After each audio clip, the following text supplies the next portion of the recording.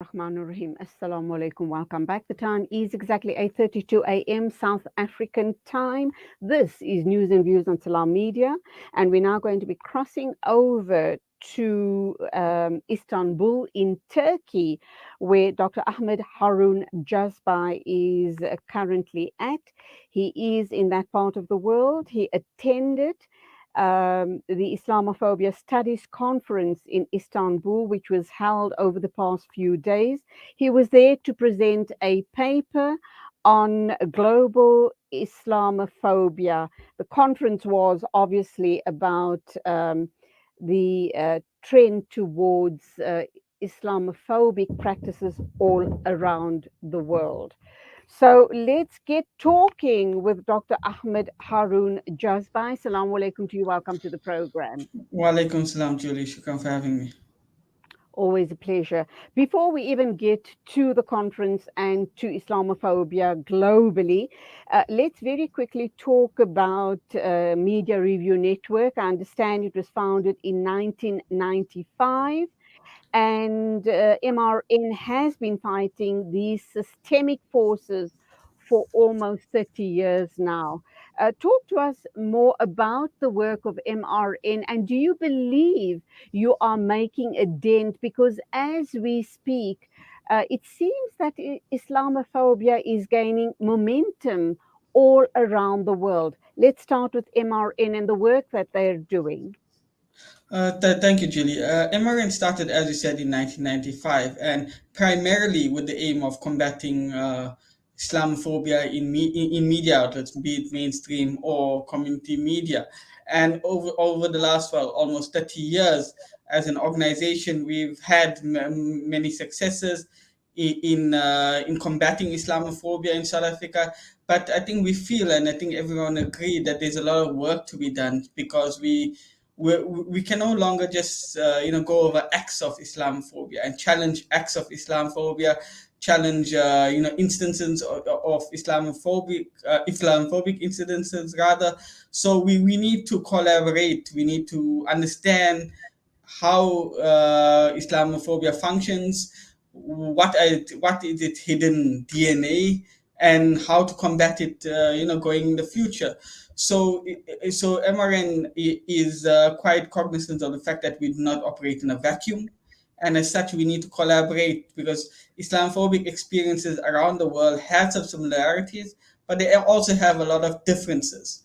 So we've seen with the Tulsi twins case, we've seen most recently with the issue of the so-called foreign nationals in the townships using spaza shops allegedly to finance terror. We've seen the new practices being utilized by the Islamophobia industry to entrench Islamophobia in this country, which is why it is important that we collaborate and to find best practices as to understand Islamophobia better and how to eventually overcome it. Okay, so over the past almost 30 years, do you believe that MRN have made a dent or are making a meaningful change in people's minds, in people's lives, in re-educating, in creating awareness? I should imagine all of that is part of the mandate of MRN. It, And I it, know that, sorry, let me just finish my train of thought. I know that we were very focused in the past in South Africa itself, but it now seems that MRN, alhamdulillah for that, have become a global player. I think that's one of the reasons why we were invited to participate in the conference, in the sense that we would like to consider ourselves, at the forefront of, combating Islamophobia. There've been many incidences which, in the past, prior to my time at the organization, which the organization has successfully challenged Islamophobic instances. Issues of headscarves in certain universities, where they were discrimination against Palestinian, those engaged in Palestinian work on certain campuses. We've collaborated with certain scholars at the University of Johannesburg when it came to collaborating with to ensure that a university in Israel, that collaboration, between the University of Johannesburg and a university in Israel does not go forward, because there's many academics at that university were at the forefront of fomenting Islamophobia around the world. So there is a lot, there is many successes, but at the same time the work is more important now than it has ever been. The Islamophobia industry is growing globally. From the conference, you've seen, especially in the UK, the US, where it's very firmly entrenched, where in India and in China, it's become genocidal Islamophobia. So, so it's important that South Africans do not, think that we can operate in a silo and think that this may never come to this country. We never know ultimately what the future holds, but we are aware that there are some warning signs with in various quarters, being academia, civil society, government, and so on, where we could have systemic Islamophobia entrenching themselves via legislation, via scaremongering, and so on. So it's important that we not dwell on too much on certain successes of the past, but to work on the what is really needed going forward in the future to combat Islamophobia in South Africa.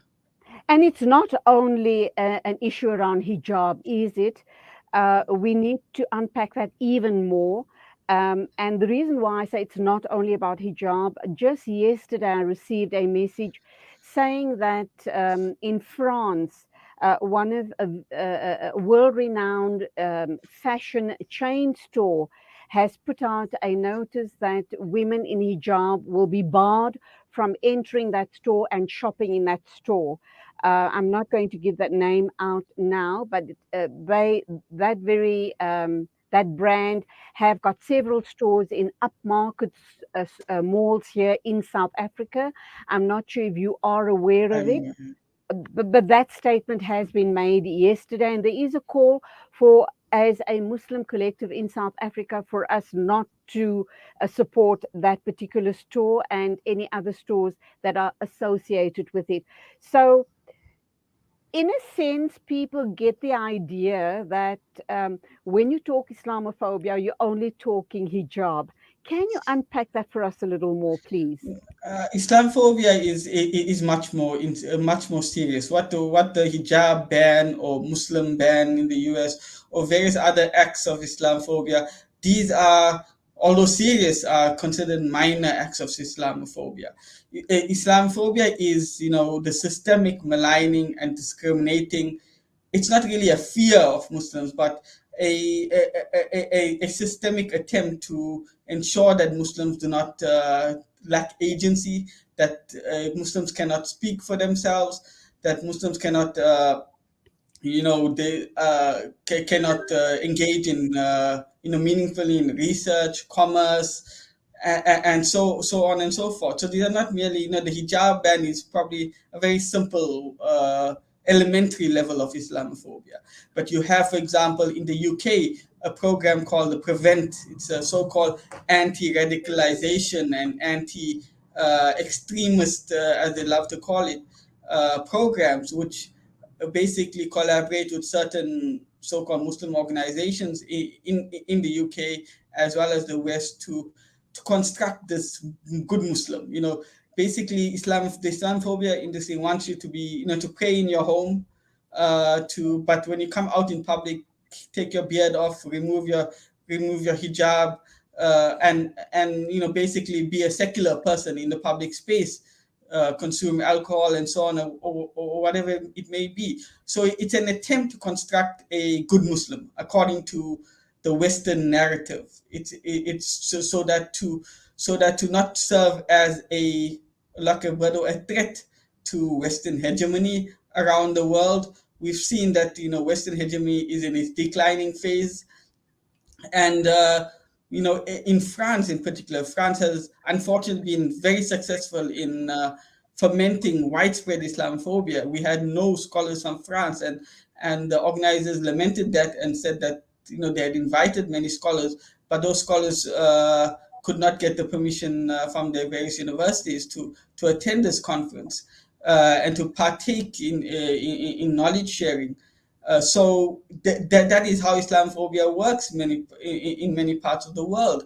So there's various levels of Islamophobia. In South Africa, we tend to experience mostly the elementary levels, but we've seen, with this so-called bogus ISIS threat in Mozambique, where the Islamophobia industry is attempting to tie that to Islam to South Africa by using the xenophobic element in order to gain widespread traction amongst the public.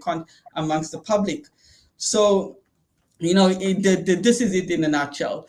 Do not reduce Islamophobia to mere acts of discrimination against Muslims, but rather understand the underbelly of what it constitutes and how it operates, from the very top of governments around the world to the acts of Islamophobia we normally see.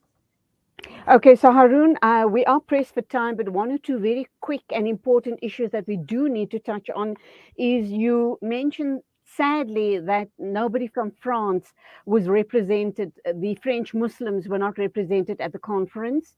And that truly is very sad, because France has the biggest majority of Muslims in any country in the world. I stand corrected, but I think they have 6 million Muslims residing in France. That's the one issue. And what was talk to us a little bit about the paper you presented, and what were the similarities with other delegates at the conference? Were you guys talking about similar issues in each country, or did you find some very different issues regarding Islamophobia being brought to the table? Whilst they are, Julie, there are a number of similarities between Islamophobia around the world. My paper, I mean, I was the only paper, I think, from South Africa, and only one of only two from Africa, the other being from Nigeria, which focused, and I focused on Islamophobia, xenophobia nexus in the country, arguing that whilst Islamophobia industry is decades old in this country, it has largely failed to really entrench itself. However, whilst when you have it combining or intersecting with xenophobia, which is a common so-called enemy of the common man, where you view Muslim businessmen, largely foreign, in townships, operating. So once you intersect xenophobia and Islamophobia together, you have Muslims, as well as them being foreigners.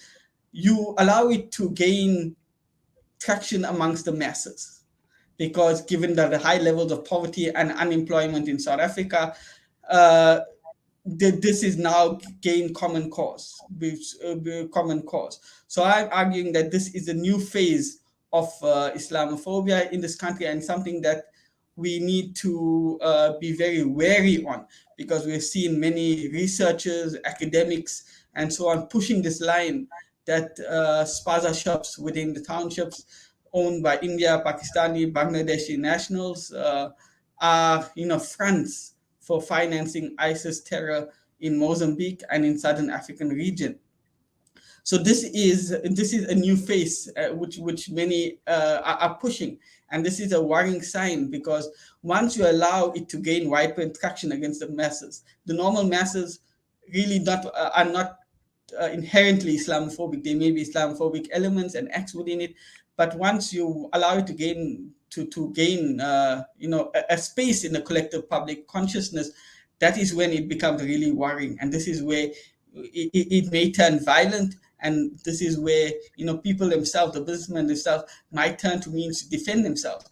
And this is now falling into the trap of the Islamophobia industry and bringing South Africa into the mainstream of Islamophobia, because government will be forced from to coming part of the Islamophobia industry. The second part of the question, where you spoke about many experiences of Islamophobia around the world, obviously the UK, the US. There were many scholars from there who spoke. I mean, the Islamophobia industry is widespread. It's widespread and it's entrenched, especially since September 11, 2001, where even Muslim organizations receive funding from the federal government in the US to so-called anti-radicalization programs, and where FBI agents and other agencies are present in masjids every day, and they have large files.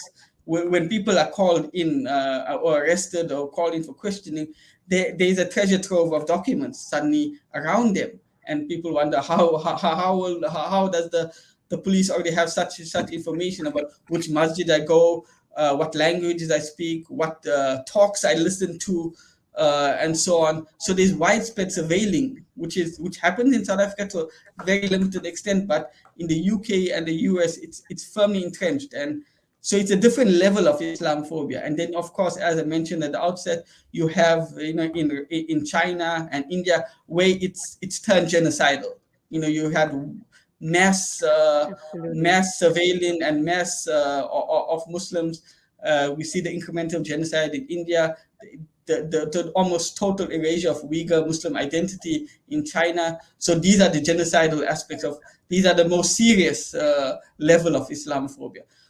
So ultimately it was to understand the various how Islamophobia manifests itself around the world, to provincialize it, which means that no two understandings or experiences of Islamophobia are the same, but we need to gain a better understanding as to how it manifests in various areas around the world, and to collaborate with, for example, the Council of American Islamic Relations has a wonderful program where they document Islamophobia, instances of Islamophobia, and they hand over those documents to the federal police and stuff. And they've had successes where people have been prosecuted for acts of Islamophobia. But we don't have nothing of that sort in South Africa, and it's something that we should replicate at a very Absolutely. elementary level.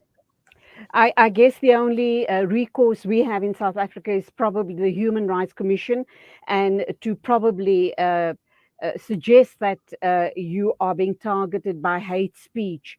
But unfortunately, Dr. Ahmed Jazbhay, I could sit here talking to you for hours. This is such an important subject, and I do think, unfortunately, we have our next guest standing by. We do need to revisit this story once again. When you get back to South Africa, let's hear what the stories are like regarding Islamophobia in other parts of the world. And the other all important question is how to combat it and how is it being funded. But we don't have time for it now. We will talk with you, inshallah, next week or in a couple of weeks' time. Thank you for your time and a safe return journey home. Nice talking with you. Assalamu alaikum to you. Wa alaikum salam. Shukran for having me. That was Dr. Ahmed Haroon Jazbhay from Media Review Network. He is just attended a conference in Turkey regarding Islamophobia. It was a conference on Islamophobia all around the world. Brilliant discussion there. I really enjoyed picking his mind on this matter, but we will pick up on it when he gets back to South Africa. Our next guest is standing by, and he is Gideon Chitanga. We will take a very short break before we join Gideon regarding the presence of the Chinese government in Africa.